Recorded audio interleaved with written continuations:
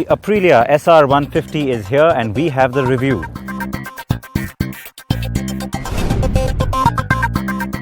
We're also taking a look at the manual option of the new upcoming A4 from Audi and the Thruxton R from Triumph is on CNB this week.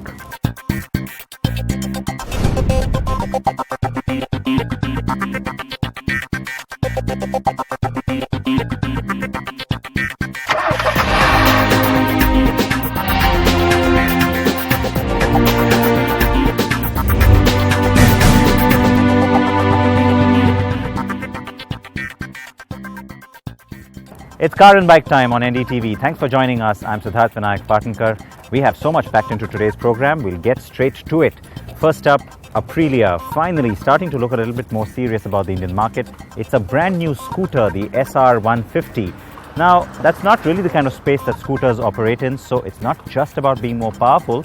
It's also got some Italian design packed into it.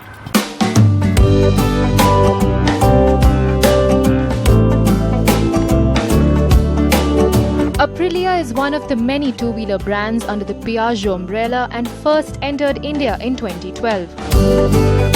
And although Piaggio has been in India for a while now with its three-wheelers and Vespa brand scooters, Aprilia is now stepping into the scooter arena with the fiercely modern SR150. Globally, all Aprilia scooters are sold with the SR tag. That's why the SR name with 150, which is the displacement of the scooter. And yes, it is a far cry from the retro theme but good-looking Vespa models. Edgy, stylish and chic are the words that will pop into your head when you first glance at the SR150. The lines are very different to those on any regular automatic scooter on offer in India. And yes, this is no Activa. No sir, not by a long shot. The front apron is beak-like and pointy, and ends give the scooter an aggressive stance and solid street presence. Viewed in profile, the scooter has splashes of red on a matte black trim with sporty decals lettered across the body. It is offered in black and white as well, along with black and red. The rear end culminates in a pointed tail lamp topped by split grab rails and a dual-tone seat in black and red.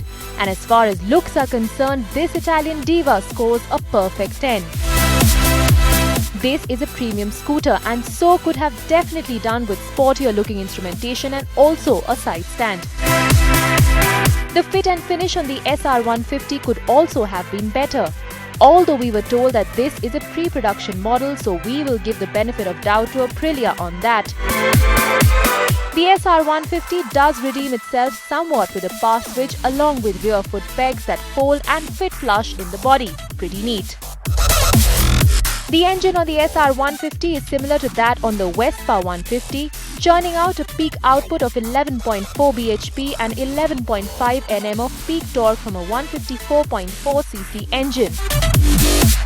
It is not the numbers alone that will do you any good though, it's how the SR150 makes use of those numbers that will put a grin on your face. The performance packs a punch and on daily commutes can show up possibly every other scooter and even a few commuter motorcycles. The 220mm disc brake up front with a 2-piston bi-burr caliper along with a 140mm drum at the rear ensures that the scooter stops on time and with minimal drama. We have spent a beautiful day in Coimbatore riding the Aprilia SR150. It's the latest product from the Aprilia stables, and after having ridden it for a bit, we can definitely say that the performance packs a punch, the handling is decent, and show it a set of corners and it will go corner curving really well. The SR150 gets a telescopic suspension up front and an offset monoshock at the rear along with a fat 120/70 14-inch tire at both ends. The ride is a tad too tough for our liking and continuous riding on bad roads might be a little tough on you and the scooter. The seat also gets some use to, but it's not uncomfortable on long rides.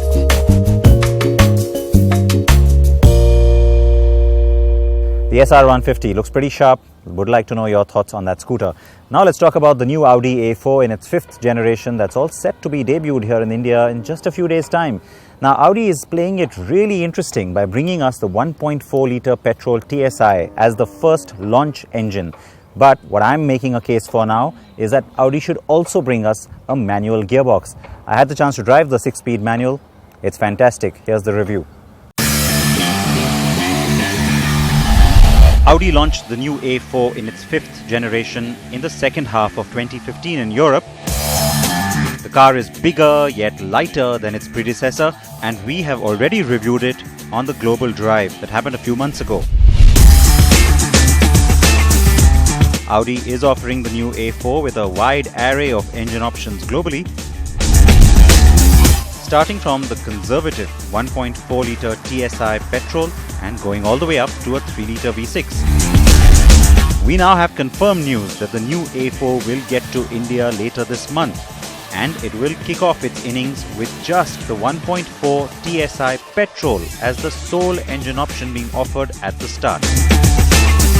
Great move by Audi, and one that echoes what I feel Audi must do with the A4 brand. The last model had gained the reputation for having tremendous value, and there is no reason why a new A4 can't do the same. So I say give us that economical small petrol TSI motor, but at a subsequent stage also throw us the 6-speed manual. The strategy worked brilliantly for the Q3, and really the market is ready for a manual premium sedan too. Not just for sticker price reasons, but to give the consumers the choice of something a little more sporty.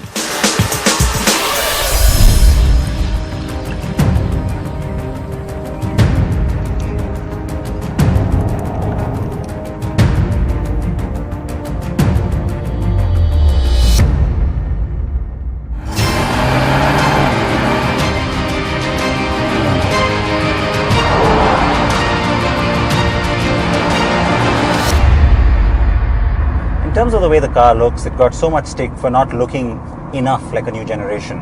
Well, start driving it and all those doubts vanish in mere seconds, because really it's just so ample and so much bigger in its feel in terms of the kind of precision it has of handling and just a little more surety of cornering.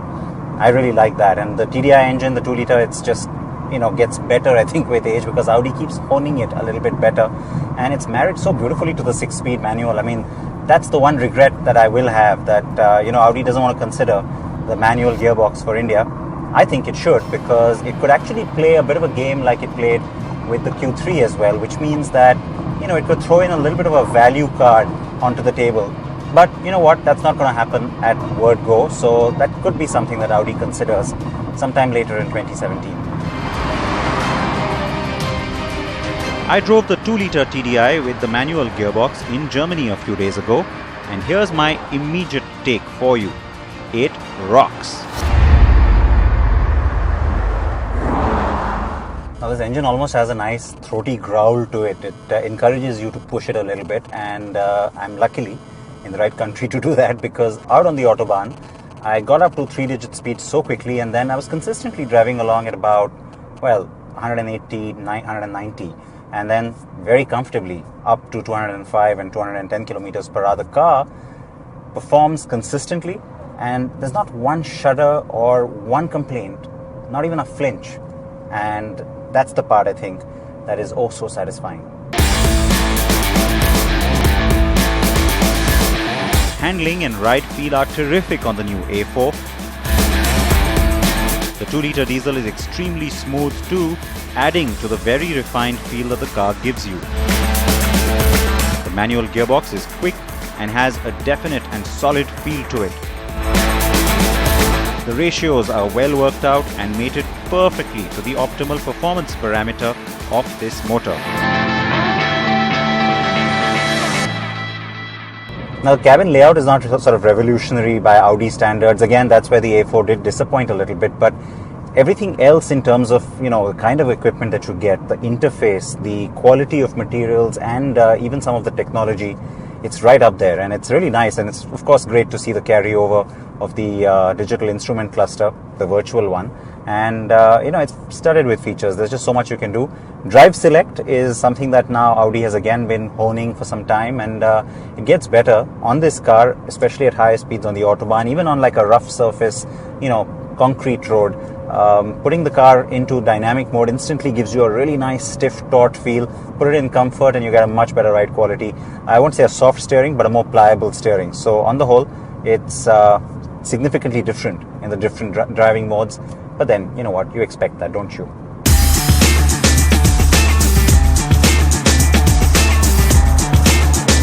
So it's a well-rounded, mature and well-engineered car that offers greater levels of ride and cabin comfort. The virtual cockpit and onboard gadgets add to that appeal. And so there's enough here to get me excited. I am hoping that we get the right variants on the new A4 that break the mold and revolutionize what the premium sedan could be in the context of the Indian premium car market. So with the new A4, Audi has some really interesting choices to play with, and I've already said this, I think getting that 1.4 TSI, just bringing it to our market is a fantastic move. And I actually put out a little Twitter poll to ask all of you what you thought of it, and really nice and interesting answers as well to that, because the way the polling has worked out, you can see it. Well, of course, 35% of you said you don't care, but that's not surprising. It's a premium brand car I'm talking about. However, 45% said yes, it is game-changing. I agree with that 45%, and I also hope Audi then agrees with me and brings in the manual as well. Let's take a very short break here on CNB. We come back with plenty more. Stay tuned. Products which we are at the liberty to mention today, which is the Octavia RS. So we get it next year definitely, and the new Kodiaq, right? With the global launch, it will also come to India.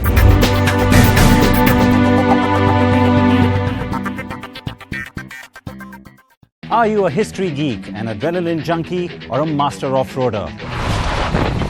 Send us your entries and stand a chance to get on a wild escapade across unknown terrain. That ends with an all-expenses-paid trip to the 2016 Paris Motor Show and all the shiny wheels at the Renault stand. Renault Duster India Adventures, coming soon only on NDTV Prime.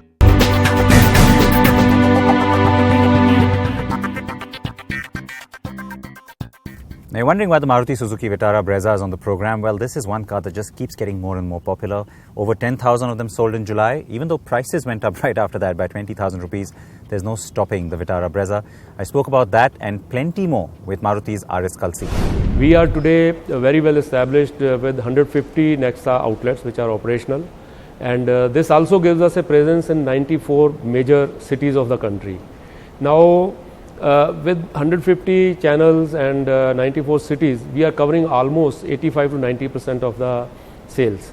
And moving forward, we would be setting up another 100 by the end of this fiscal. So by that time, we'll be comfortably placed in terms of reach as well. Not that you're selling any less right now. I mean, another 100, I don't know how you're going to handle the demand, because 9,000 plus cars sold on the BALENO just last month. So I will come to the capacity question later, but that kind of success obviously drives traffic to Nexa. For the Nexa dealers, the instant question then becomes future products, which you've already announced at the Auto Expo. How important is it to keep that channel sort of well fed with new products? Well, already 2 models are there, and 2 more would be coming by say year end, around the festival season. So with these 4 products, I think it's a fairly rich portfolio, and these 2 products are doing well, and the other 2 models also are going to be a big success. That's what our research shows. So I think we will take care from that point of view, and moving forward, more products would follow in this channel as well. Now, the 2 new products, of course, will be something that Nexa will deal with in terms of getting them to the consumer. The expanded network by the end of the fiscal, like you said, will anyway cater to more consumers and a few more markets. Parallelly, how do you keep the excitement going for the non-Nexa part of the network? Post our launch, which has its hands full, of course, with the Vitara BREZZA. Yes, post our launch of BALENO, I was coming to that. We created excitement by launching BREZZA there, which is quite successful, and already I'm glad to share with you that it has achieved market leadership in the SUV segment in the first 4 months of this fiscal year. And there would be more products coming, because we have to maintain a balance between both the channels. But at the same time, we will go on positioning the products depending on kind of customer profiles that would be matched with the kind of models that we are introducing. So from that point of view, Nexa as well as our existing channel, there would be a very good balance that we intend to maintain. Customers to wait for such a long time. Now we are focused on the capacity enhancement. Say BALENO we started with about 8,000 numbers, and now we are going up to 12,000. Likewise, BREZZA we started with 8,000. Already we have crossed 10,000 now. So gradually we are ramping up the capacity. Gujarat plant has a capacity of 3 lines over a period of time. So each line would be of 2.5 lakh capacity. So it all depends on the timing of starting the activities for next line and the next line, and sensing the demand, we would take appropriate decision, like when to start ramping up the capacity for second line or third line. Does that also mean that for the current fiscal as well as the fiscal that's coming, you would look at maybe tweaking your investment strategy or looking at extra investment specific to petrol? I think this is a continuous process. Monitoring and calibrating, in which direction we have to invest in the technologies. And Suzuki has, good experience in the petrol technologies. So our comfort level would be much higher in case we have to bring in more, say petrol version engines. So we are comfortably placed on that front. On to a long pending review. The Thruxton R is the cafe racer from Triumph. The new generation is really sharp and looks very sexy.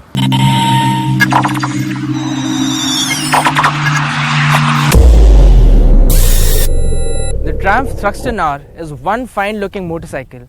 It's a cafe racer with rich history and heritage. In essence, cafe racers are bare bones stripped down motorcycles which were used for zipping from one cafe to the other 50 years ago. But again, that was a long time back. The Triumph Thruxton R that we have here is much more than that. The moment you set your eyes on the Thruxton R, you get this warm feeling inside. Its classic cafe racer lines and sense of design can immediately take you back to the 60s or 70s. The round LED headlamp, a beautifully sculpted tank with a strap of brushed aluminium, and a Monza-style filler cap and a high mudguard at the rear are done stylishly. Getting to the modern bits, Triumph has kitted out Thruxton R with some delicious bits such as the big piston 43mm Shauka forks up front and twin Öhlins shock absorbers, both of them fully adjustable. Next is the 310mm twin floating Brembo disc with 4-piston radial monoblock calipers at the front and a single 220mm floating disc with a 2-piston caliper. It doesn't end here. The Thruxton R also gets ride-by-wire tech and 3 riding modes to choose from, which are road, rain and sport. And then there's the standard stuff, which is the ABS and traction control that can be switched off. The IP is a twin-pod affair with analog meters for speed and RPMs and 2 small digital readouts for other information. Although readability on a bright sunny day isn't that great.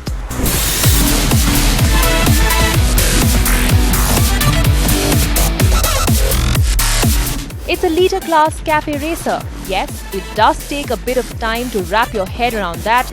There's power by the bucketful. The Thruxton R has the same 1200cc parallel twin engine as on the T120. It makes a solid 96 bhp and 112 Nm of torque. At 5000 RPM or thereabouts, there's a surge of torque that pushes the bike ahead with so much urgency that you almost have to hang on to the handlebars for dear life. The engine is a gem, period. As in with all cafe racers, handling is precise and the Thruxton R doesn't shy away from corners. There's solid grip coming from the sticky Pirelli Diablo Corsa rubbers as well.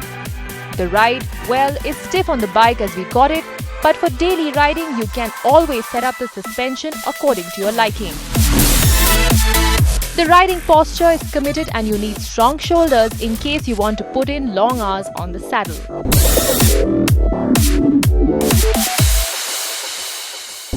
What a motorcycle! Triumph has definitely done a great job with Thruxton R. The 1200cc engine sounds really sweet, but the way it delivers power is even better.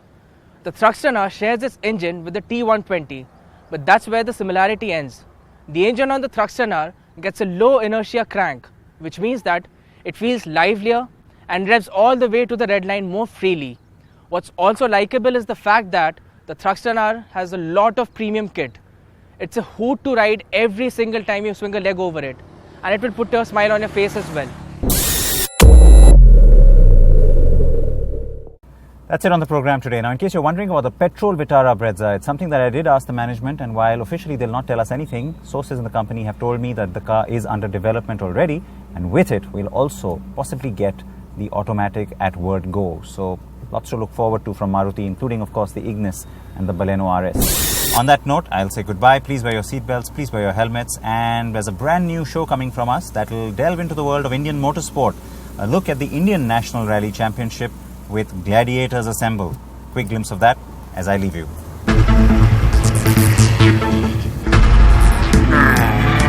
The stage has been set. The swords have been drawn. Get ready to witness the glory of the champions in the FMSCI Indian Rally Championship. Gladiators Assemble. Coimbatore edition, 12th August, 8:30 p.m. on NDTV Prime.